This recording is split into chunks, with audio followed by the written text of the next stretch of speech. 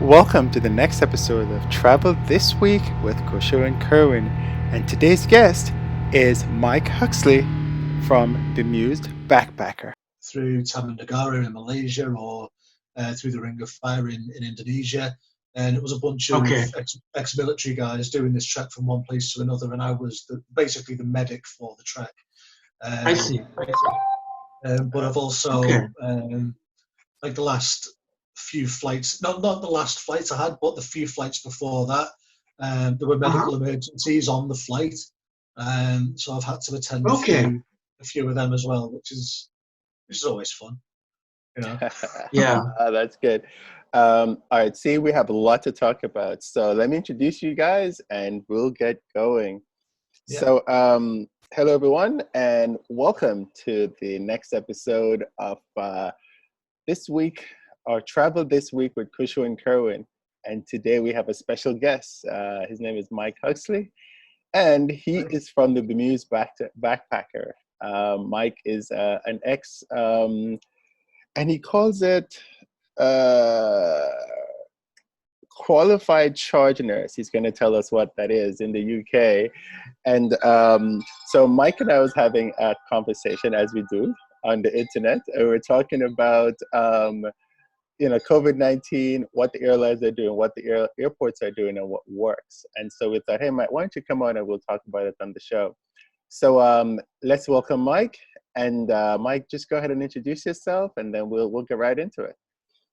My name is Mike Huxley. I'm the Bemused Backpacker. I run my own travel blog as a business, and I'm a former nurse as well. Specifically, I'm a qualified charge nurse, but I also specialise in emergency nursing and travel medicine, which includes tropical medicine as well. Yeah. So it's quite a diverse qualification, really. And I've recently I've also just got a qualification in a course from the London School of Hygiene and Tropical Medicine, specifically on COVID-19 as well, which was quite an interesting course, especially because it's such a new disease. It's there's a lot of new information coming out all the time, so it's quite an interesting topic, really.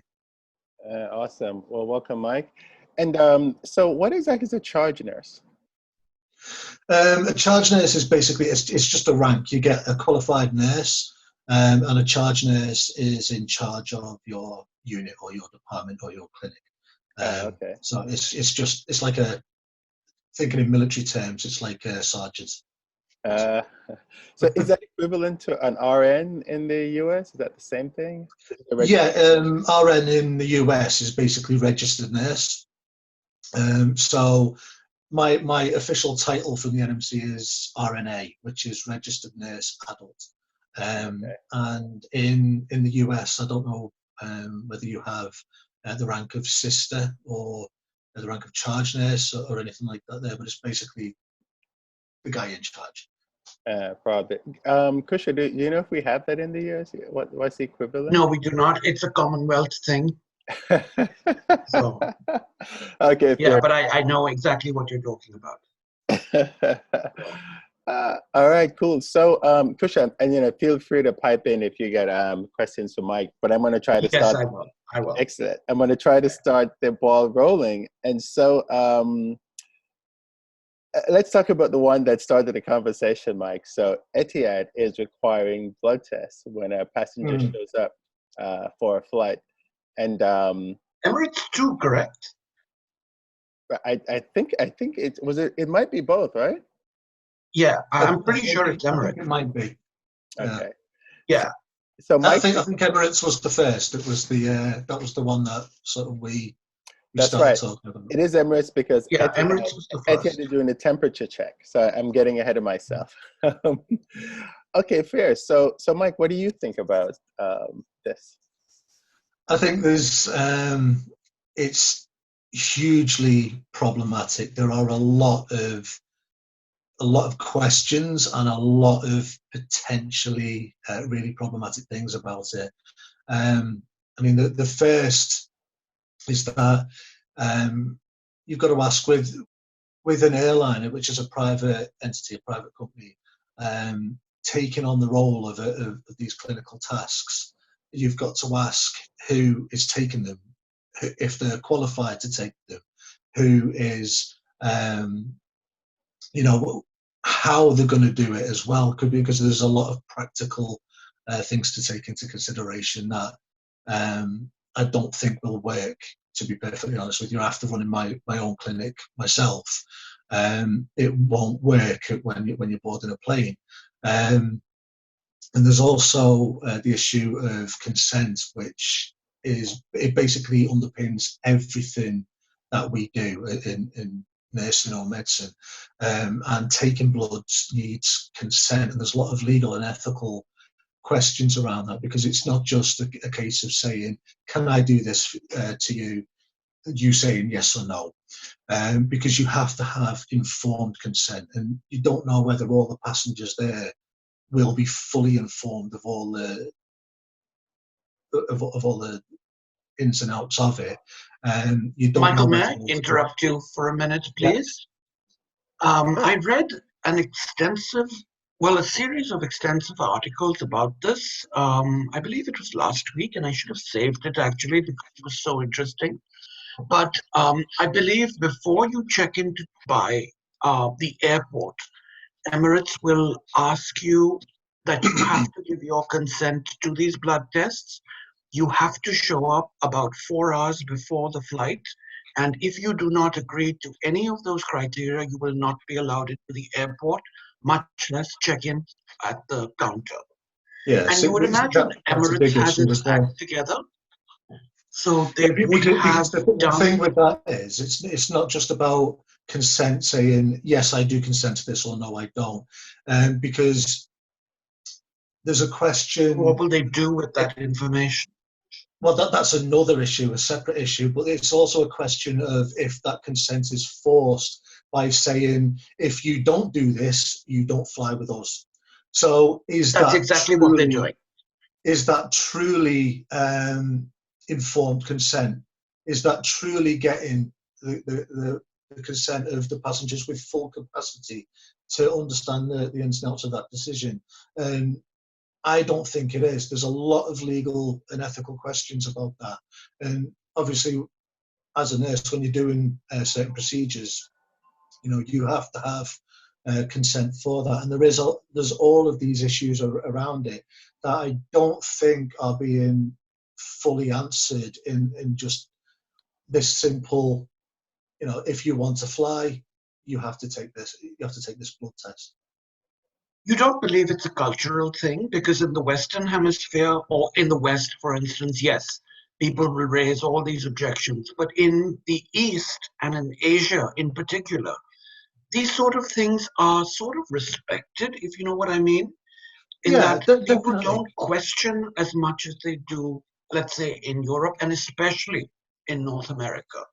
Absolutely. So, and there are definitely cultural differences, and the laws and the professional best practice will be different from country to country. But overall in the West, in the US, in the UK, Europe, we will have very, very similar laws and professional best practice when it comes to consent. And I think when it's easy to say, if this is just in Dubai, and anyone who's from Dubai wants to fly there, then those rules apply. But they're flying all over the world. They're flying people from all over the world. So they have to consider the legal and ethical and professional aspects of this. And I haven't read anything as of yet that's convinced me that those questions have been answered. Okay, and I think it's practical right now when the flights are so empty, if you will. But I don't think when air travel picks up, it will be feasible to screen all those, like for instance, for a 380, even if you're half full, that's about 200 passengers. How are you going to do that? And how are they getting all these tests available when we don't have them here in North America. I mean, how are they getting these tests, and how reliable are these tests? That's another issue I have. Well, that's another issue as well, and you're exactly right. In practical terms, it's going to be very, very difficult to organise a clinic alongside the board and procedure, because let's just assume, for example, that it is going to be qualified personnel in a separate sterile clinic doing these tests. Where are you going to put that? Where are you going to put all the passengers while they're waiting? Where are you going to put the staff that are going to administer these tests? And also, it's important to ask as well, because there are different types of tests for COVID-19. There's what they call a serology test, which is basically an antibody test, which is, from what I understand, this is the test that they'll be using. And this isn't They've already started, actually. They've already started. And it's actually, people are lined up. They have these individual desks with, I'm assuming, a nurse or someone equivalent. And they have these passengers come in, take the test, wait there 15 minutes, and then only then, if they show up negative, are they allowed to check in. And I guess Dubai has space to do that.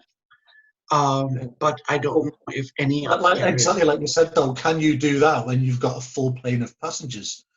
Right. It's but shouldn't you give them credit, though, for at least trying something? Yeah, to an extent. And making people feel and I've got no problem. Possible. Yeah, and I think I said to Kevin last night, I think it's a good thing that that airlines, are trying things. I think that it's a good thing that they're doing as much as they can to get back in the air and get passengers back up there. That's exactly what they should be doing. I just think that they're focusing on the wrong things, and I think that there's going to be a lot more problems in the long run from this than what they could be doing. Absolutely. Yes. And I think as well with the serology test that they're actually using, what's the point? Why are they doing it? What is the reason for having this information? Because it's just say for example, myself and Kerwin came up to fly with Emirates. They gave us both the test. I've had coronavirus in the past, for example, so they said, okay, you've got antibodies, you can get on the plane. Kerwin, you haven't got antibodies, you can't fly. Well, you haven't got antibodies, that doesn't mean you're sick, that doesn't mean you've got the virus. That just means that you haven't had it in the past, you haven't developed antibodies. So what's the actual point of this? Because they're basically just saying to people, if you've had it in the past, you can fly. If you haven't, you can't. That doesn't seem very practical, and it doesn't seem very reasonable to me. And they are searching for the IgM and the IgG. So I guess the more immediate concern would be if you have a high IgM reading, you are not allowed to board, which means that you have recently been infected. But I guess an IgG means that you've already had it and you're safe to board. At least that was the criteria they were using.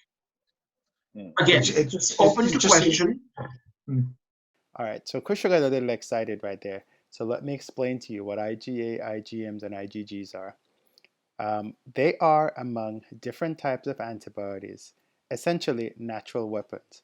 They're produced by the human immune system in a broad-based response to an external invader, most often a new bacteria, virus, or allergen. These antibodies attach to the foreign particle referred to as an antigen and help neutralize it, reducing/eliminating the infection. IgMs are typically produced as one of the first responses to such an infiltration, but as part of the human secondary immune response, these are supplanted by the more specific, abundant, and powerful IgGs. IgAs are typically found in saliva, tear, respiratory, and digestive tracts, whereas the others are more common in blood and other bodily fluids. Individual levels of IgM and IgG are indicative of the stage of the infection and therefore the immune response. I hope that makes sense to you guys. Now, back to Cushrow and Mike. But at least they're doing something. Yeah, they're doing something. I just don't think it's the right thing, and I think there are a lot of other things that they could be doing that would be more effective. Yeah. Yeah. What do you think? Well, for example, I think that in terms of general principles of infection control, the standard precautions that we all use when we're working in hospitals and clinics and everything else, you have optimal hand hygiene. That is the gold standard of any infection control. Hand washing very regularly, and using hand gel in between those times as well. Hand hygiene is just gold standard. Then you've got the use of PPE and personal protective equipment, managing blood and bodily fluids, and then decontaminating equipment and keeping a clean clinical environment as well. There are other things like disposal of sharps and Kerwin dwelling devices and stuff that aren't going to be relevant here, but those basic principles are absolutely relevant. And what they could be doing is, for example, I mean, you'll know more than me on this. I'm not an expert on this particularly, but I know they have different levels of cleaning for the aircraft, and I think it's overnight that it gets a full disinfectant clean. Mm-hmm. But in between, and for Emirates, after every flight, they said. Okay, so things like that are mostly long haul flights, which take they don't have like rapid frequencies, at least for the most part. So yeah, every aircraft is, according to them, given an extensive cleaning after every single flight. See that I see your point. Yeah, that would be one of the first things to do, because I'm a big personally, I'm a big believer in personal responsibility in this. So it's on the individual to ensure that they are keeping themselves safe as much as possible and reducing the risk for both them and everyone else as much as possible. And the airlines and the airports play a role in helping us to do that. So keeping the planes as disinfected as possible in between every flight is the first thing they could be doing. I mean, I know other airlines like Ryanair, for example, barely clean the planes at all between flights because they've got such a quick turnover. That's right. So if Emirates is doing this, that's great. But what about all the other airlines? So maintaining that clean environment on board is essential. They could ask every passenger before they enter the aircraft to wash their hands. And that could be very simply having a sink right there with proper soap to allow every passenger before they board and go through to wash their hands. And they could even go way overboard if they want and have one of those UV light devices to check if people have washed their hands thoroughly and there's no germs there before they board. So once people are on board, they know brings up the whole UV exposure, and people may not be wanting to do all that, things like that. It's not the type of UV light that cleans or disinfects. So it's not the type of exposure that will cause any harm or problems. This is basically just a light that shows the germs on your hands. So it's not going to cause any effect like that at all. It's a completely different type of thing. Okay. So they could do stuff like that. So basically, by doing that, they are keeping the aircraft sterilized as possible, and that the airport as well can play a role by providing hand washing facilities, keeping everything as clean as possible in the waiting lounges, disinfecting all the surfaces in between when every passenger's boarded and things like that. So when we board, then as a passenger, our hands are perfectly clean, because that's the main route of transmission.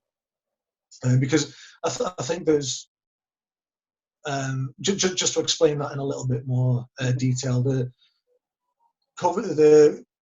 SARS-CoV-2 is spread through respiratory droplets. There's a bit of confusion that that's going around. It's not airborne. It's not an airborne disease at all. So you can't catch it by waving to Dave across the street and being in the same vicinity as him or in the same room.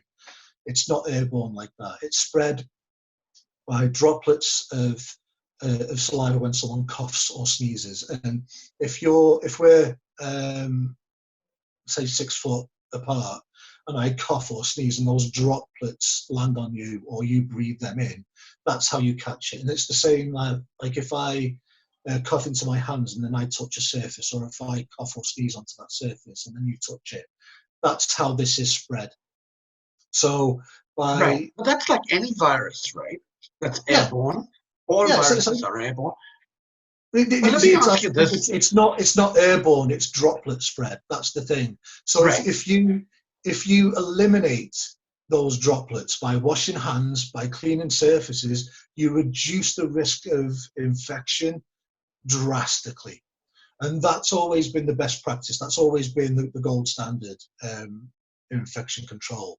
So by doing those two things, you've already reduced the risk significantly. Right.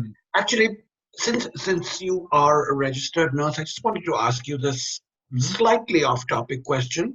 Given that this is an RNA virus, which is inherently unstable outside a particular environment, don't you find it very, very odd that this virus can survive on inanimate surfaces like aluminium and paper and clothes for these incredible amounts of time, like 24 and 48 hours? Because from what I know of RNA viruses, they break down instantaneously if they don't have that suitable environment. Is that wrong? All viruses can live on surfaces for a certain amount of time. It's not a very long amount of time, and in different surfaces have different factors that make them live longer or lesser on them. Like, for example, if you've got a wooden desk or a plastic surface, they can live a relatively longer amount of time on that than you can on, say, clothes or cardboard, for example, which is why I remember when this started, everyone was panicking about getting packages from Amazon, especially packages from China. And it's like banging your head against a brick wall saying, no, it's fine, because yes, they can technically live on that surface, but it's not for an amount of time that it would generally have any effect. So unless the delivery driver literally sneezes and coughs on the package before they give it to you, you're generally fine, because it can only last a few hours. So it's not a very long amount of time. And there are still studies. Don't you think it's long enough, though? Not really. Long enough. Not really. I mean, that's the thing. It depends on the surface. So, for example, if you're talking about an airline touchscreen TV, for example, and you've got an airline like Emirates, which has disinfected the whole thing from every flight, that's generally going to be fine. If you've got an airline like, say, Ryanair, which doesn't have TVs, but let's just say, for example, it does, they don't wipe everything down, they don't clean everything in between every flight. There's a chance that that's going to be that's going to have germs on that screen. That's why I think it's also really important, as well as washing your hands before you get on the plane. When you're on that, you just take some antibacterial wipes and just wipe every surface down that's in your immediate environment. That means your screen, that means the table, that means anything that you're going to touch, basically, including the window, the armrest, anything that you're going to touch, just wipe down, because that's just reducing that risk further and further all the time. So in that environment, on those smooth plastic surfaces, yes, the virus is going to live longer than it would on say, cardboard or clothing, for example. So in terms of that, I wouldn't be worried about that all that much, because I take personal responsibility for my own health when I travel. So I wash my hands a lot. When I get on a plane, I will wipe all those surfaces down to reduce the risk. And you can never reduce the risk 100%. You will never have zero risk. But it's about minimizing that risk as much as humanly possible. And by doing that, Right. you're generally going to keep yourself and others a lot safer as well. So back to the things that the airlines can do. You know, have you traveled at all since this whole thing started? Like Europe, it started a lot earlier than what we have here. I was in Abu Dhabi after this had started, and I was when I travelled back from Abu Dhabi to the UK. That was just before they basically shut down all the borders. So I was quite lucky in that respect, really. It wasn't planned in that way. That's just the time I happened to be flying, and then not long after that they shut all the borders down. I was never overly concerned about it because, like I said, I take responsibility for myself. I washed my own hands. I wiped everything down. I kept everything as clean as possible. So unless someone is literally coughing and sneezing and spluttering all over you right next to you, by doing those things, you've reduced the risk as much as possible. Mm-hmm. By keeping the environment as clean as they possibly can, the airline and the airports are doing the exact same. So that's keeping things as safe as possible, reducing the risk as much as possible. And things like that are going to be a lot cheaper for them in the long run. It's going to be a lot more simple for them in the long run.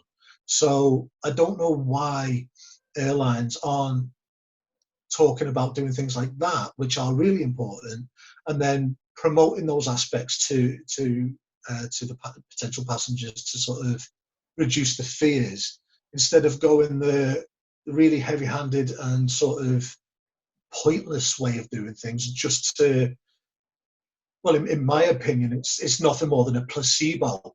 And to basically say to passengers, look at what we're doing. We're doing all of these things. Aren't we keeping you safe? Well, no, not really. But Mike, because one of the things they are doing is, so they are doing the, I know some airlines are actually giving out kits, and the kit does have like things for your hands and things like that in it. And some are actually requiring you to wear a mask on board and in the airport. Do you think that the mask will be effective? Since you spoke about if somebody coughs on their hands or something like that. What do you think about doing that? Talking about masks specifically, masks in general aren't recommended for mass public use. And this has been the case in every PHIC for the last 10 years. It's been best practice and common practice that masks are not recommended for mass public use because they have very little effect. They don't generally keep people safe. They're only recommended in specific circumstances.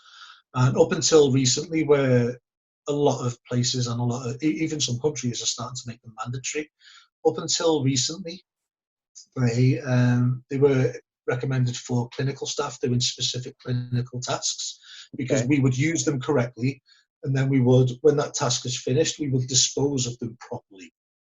Because that's the thing, they're disposable. They're not meant to be used long term. And they were also recommended for anyone who might be, say, caring for someone who's sick, so you don't contaminate them with your germs. And it's recommended for anyone who is sick but not sick enough to sort of keep them at home. So if you've got a cough or you're sneezing a lot, it can be useful in that circumstance. So in general, I've never supported the mass use of masks, but I can see, to some extent, the sort of use on a plane for that specific journey. So they could say, okay, this is just one more way that we can reduce that risk.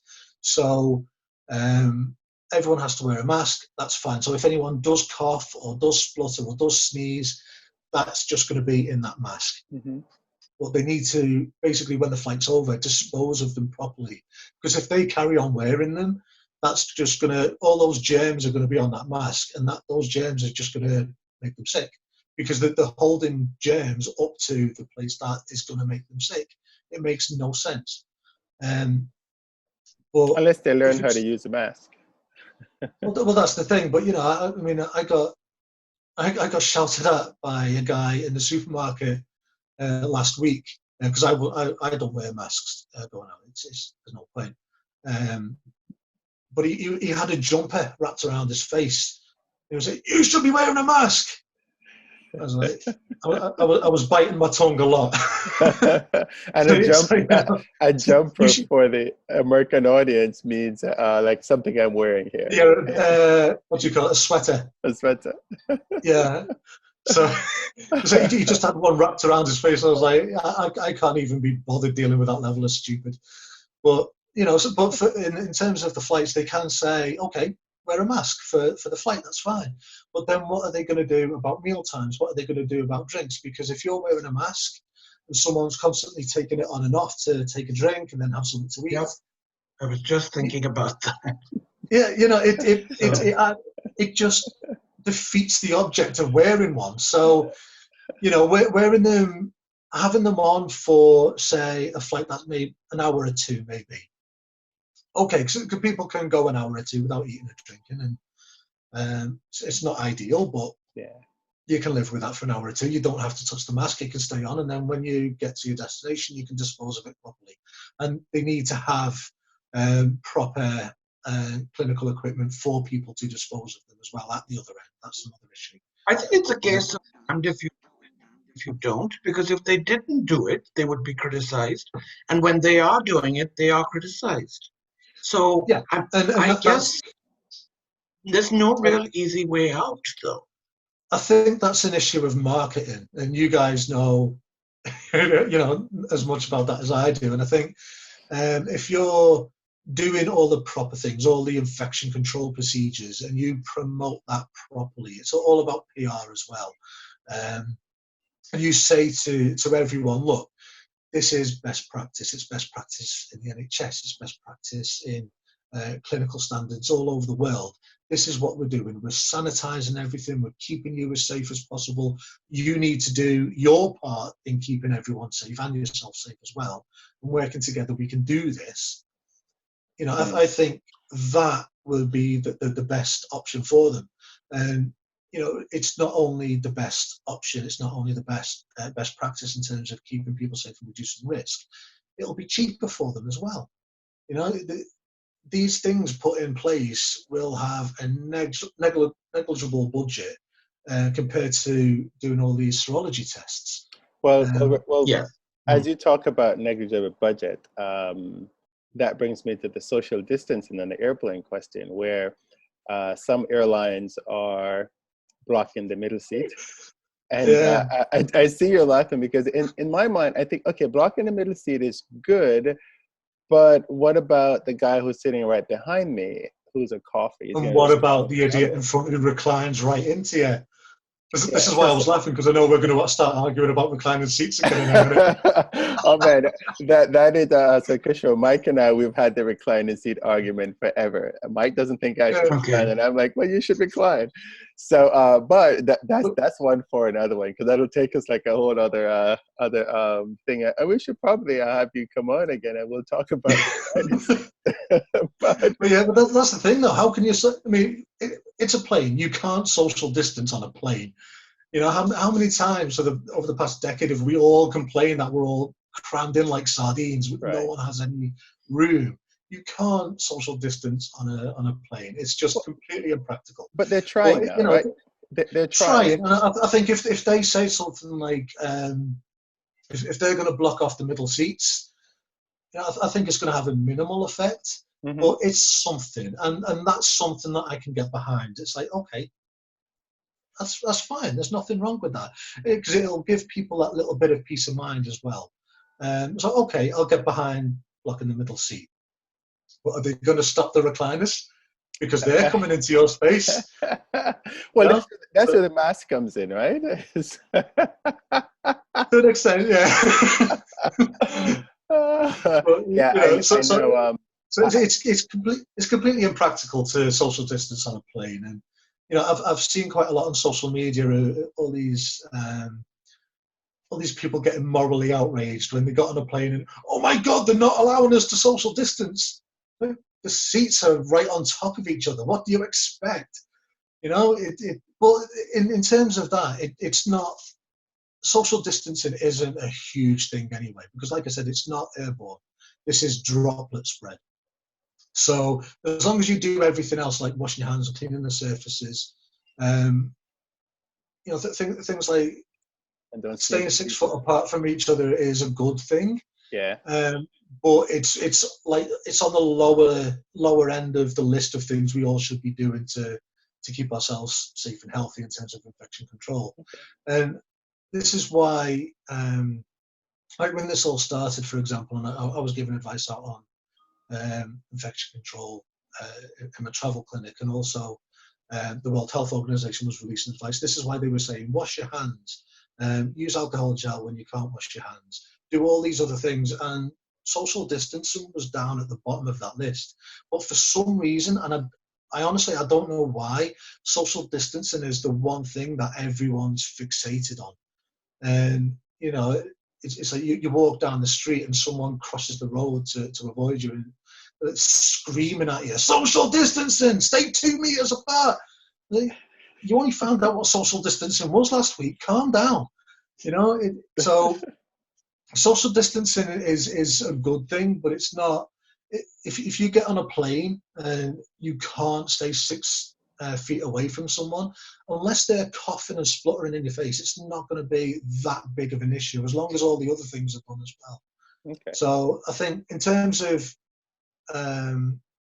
you know, making people feel a bit safer and maybe having a little effect, yeah, take the middle seat away. That's great. That's fine. It gives everyone a bit more room in it. Everyone will be flying happier anyway. Some airlines like Frontier, I think, is just started charging $39. Frontier is a low-cost carrier here in the U.S. And they just started charging, I think it's $39 to guarantee that you have that seat empty.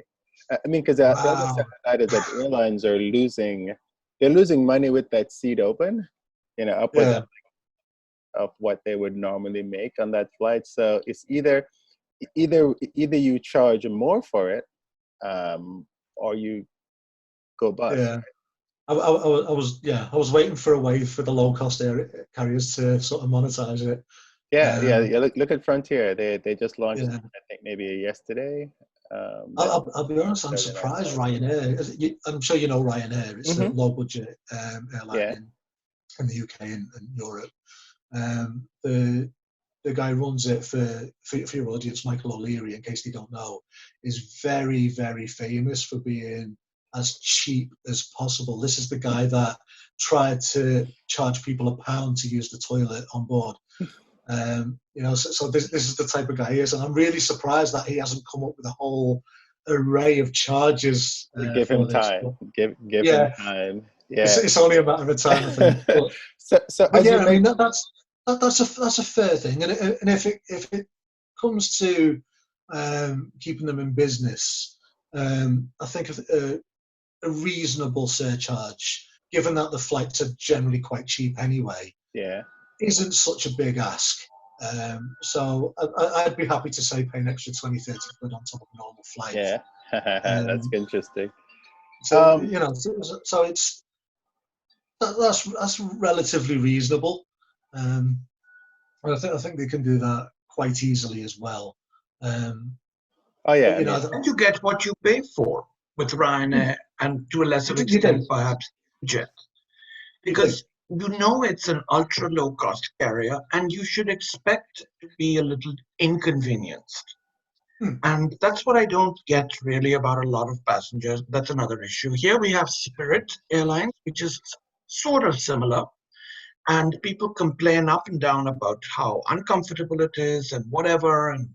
But you're paying a relatively small amount to fly. I don't think you should expect the comfort of, let's say, another less LCC carrier. Yeah. But that's another. Absolutely, and I totally agree with you on that. And I think you know, all those things are reasonable. Like I generally won't fly Ryanair unless I have to, but I'll fly EasyJet, for example, if the flight's only to Europe and it's only an hour or two or a few hours. Okay, I can put up with it for that. It's a low flight. Those are the sacrifices I make. So I totally agree with you on that. I think the difference is how, because everyone's so fixated on things like social distancing, how the airlines manage that. And as well, I mean, I know the US travel industry have come up with guidelines for travel in what I think they called it the new normal. And from what I read of them, I haven't read every page in depth. I've skimmed the sort of top of it. None of them talked about taking bloods, which is a clinical procedure. So because people would go nuts in the US about that, so that's probably why they haven't done that yet. But speaking of other procedures, so one of my biggest concerns is the labs, right? So if somebody uses the lab, should it be sanitized before the next person goes in, especially on a plane? Yeah, I'd say so. And to be fair, it's not a very difficult job to do either. I think the big problem is going to be time. You know yourself on flights. You tend to get, especially at certain times, like at the start of the flight or after a meal, you'll get every passenger wanting to use the toilet at the same time. Yep. Which isn't going to be really practical. But I think in terms of one person using it and then a member of staff going in and cleaning it thoroughly, that's reasonable to do. It's not very difficult to do. You can pretty much wipe everything down, disinfect. I mean, it's not going to be a full disinfection. Yeah. But it's going to be as clean as possible in those circumstances. And I don't think that is unreasonable to expect. But you probably need a flight attendant, an extra flight attendant, just to do that, because probably, yeah. Especially in these wide bodies, long hauls. Yeah, you'll need a specific member of staff to do that. They'll need to be trained in infection control. They'll need their own PPE for that specific task. They'll need a specific waste only for that PPE and for nothing else. So that there are procedures that could be used, because this is I remember when I was a student, I worked on the infectious disease unit in Liverpool, and these are highly infectious diseases that usually come in from abroad, and this is where they're put. So there are procedures in place for doing things like that. It's like when a patient goes to the bathroom, you can get a cleaner to clean that thoroughly. These procedures are there. These, they're not, but it is going to be more than what the crew are used to doing. You're going to have to give them training. You're going to have to give them the equipment to do that. So it's not impossible, and it's a good idea to do that. But like I said, they'd have to implement it properly if they're going to do it. Well, I'm thinking up on an airplane. So they typically, the 737 is the most popular airplane out there. And the Airbus 320, 319, 321, well, probably not the 321 for this example, but it's pretty similar. So there's two labs at the back usually, and there is one at the front. So in terms of thinking of an airline, you would need someone at the front of the plane to be on lab duty and someone at the back of the plane to be on lab duty. So we're talking about 2 extra flight attendants here, which is more cost. So I don't. Still, I can imagine less cost than things like the serology tests. Well, so, true, but let's go to a wide body where you have you probably have maybe 1, 2, maybe 6, 8 labs on a wide body, and they're in the front, in the middle, and in the back. So you're talking staff in that. So I mean, I get what we should do. I'm just thinking of from an airline perspective, the practical sort of application of it. Yeah, this is going to cost us more money. Yeah, because I think on a practical level, you're absolutely right. There are going to be some. It's never going to be a clinical environment.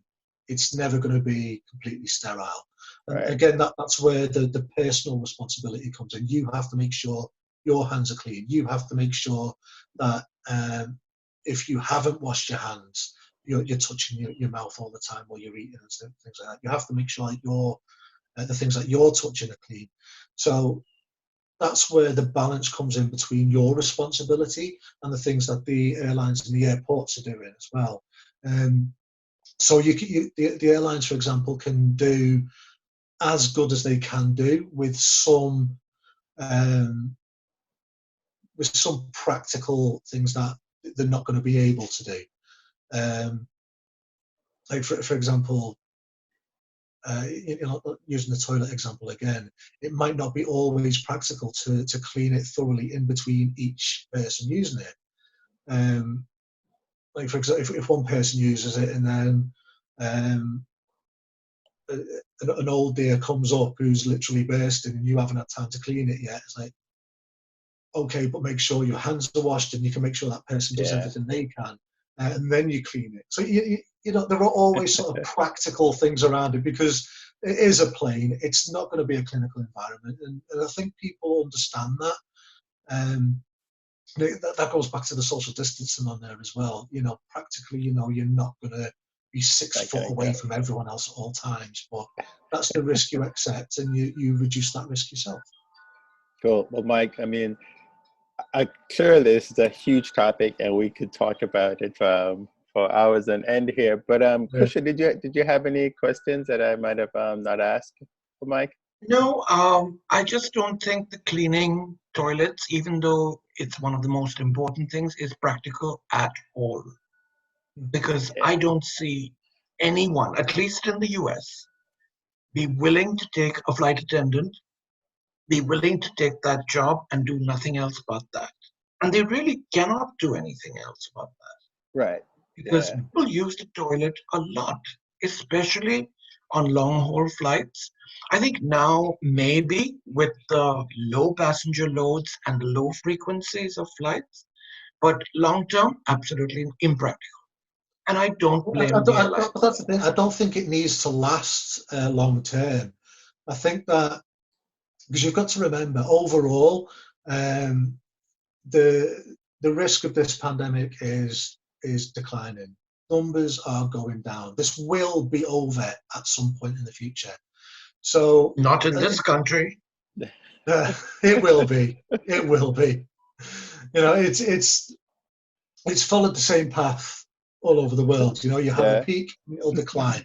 And things like the lockdowns, the more serious the lockdown, generally the more serious the secondary wave, the bounce back will come. So, you know, you're going to have peaks and troughs, but there will be a time when this isn't really a risk, because everyone will develop antibodies.